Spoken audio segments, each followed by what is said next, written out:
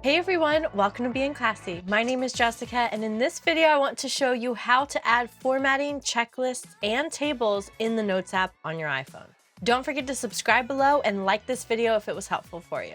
Let's say you're planning for a party, you want to have an invite list with colors, a checklist that you can check on and off, and a little table of presents received so you can keep track of thank you notes. I'd like this to be a bulleted list. Highlight this here and select the A, and then I could have a bulleted list. I would like to indent a list under Carter, who's bringing +2 people. Select the A, select this indent button here to indent this over. I can color code this list if I select the name, and I can color code this family. I'm actually going to color code Sue as she's not coming, just so I can organize my list there. Let's create another heading. Select our A, create another heading.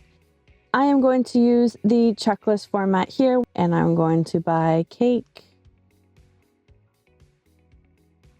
And as I'm grocery shopping, I can check off the list. Would you like checked items to automatically move to the bottom of your list? That sounds good. Sure. Then I'm shopping. Lastly, let's say I am going to create a table. Select this table icon here.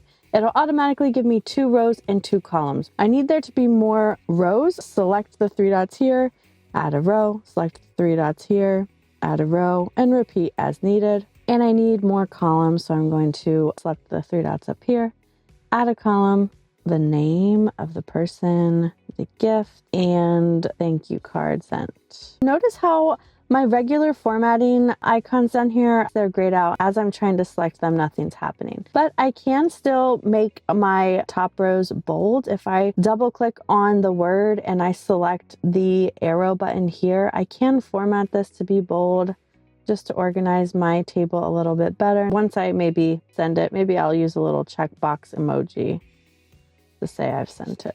Don't forget to subscribe to our YouTube channel and follow Being Classy on social media to stay connected. I'll see you in the next video.